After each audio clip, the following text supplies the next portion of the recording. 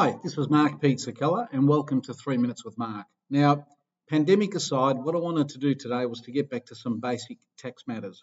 And in particular, I wanted to get back to the definition of an employee, contractor. Now, you might say, what's so exciting about that? Well, there still seems to be a lot of confusion around employee versus contractor matters. And then when you overlay the superannuation system across it, it becomes a little bit more convoluted and you do get some anomalous results.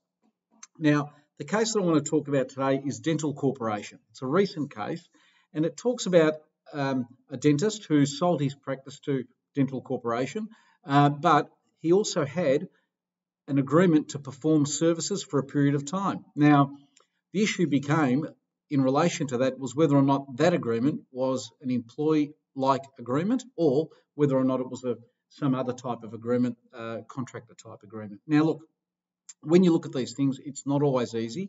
The ATO does have a tool on its website where it helps you discern whether or not someone is an employee or a contractor.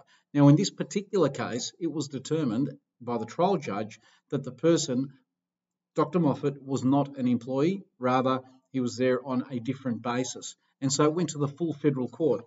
Now, the full federal court, in having a look at the scenario, said, well, hang on, let's have a look at the factors as to when someone is an employee at common law, because if he is an employee, he'll be entitled to annual leave, long service leave, and other benefits as well.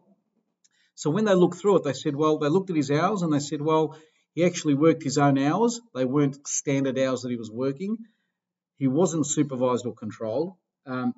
He wasn't paid only by hours. He was also paid by the cash flow that was made by the business that he sold into Dental Corporation. And also he maintained his own professional indemnity insurance, which tends to suggest that the individual himself also thought that perhaps he was not an employee.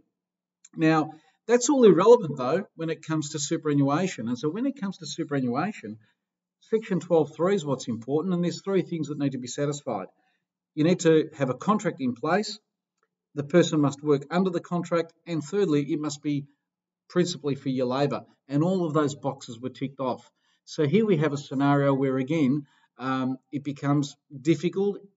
A case goes to the full federal court to try and work out what benefits a person is entitled to. So look, it's a little bit crazy. What it does mean, though, is that from a practitioner point of view, from a company point of view, you need to pay attention to who is a contractor, who is an employee, what are the benefits that they're entitled to, and try and make sure you bed those down ASAP before you put the person on.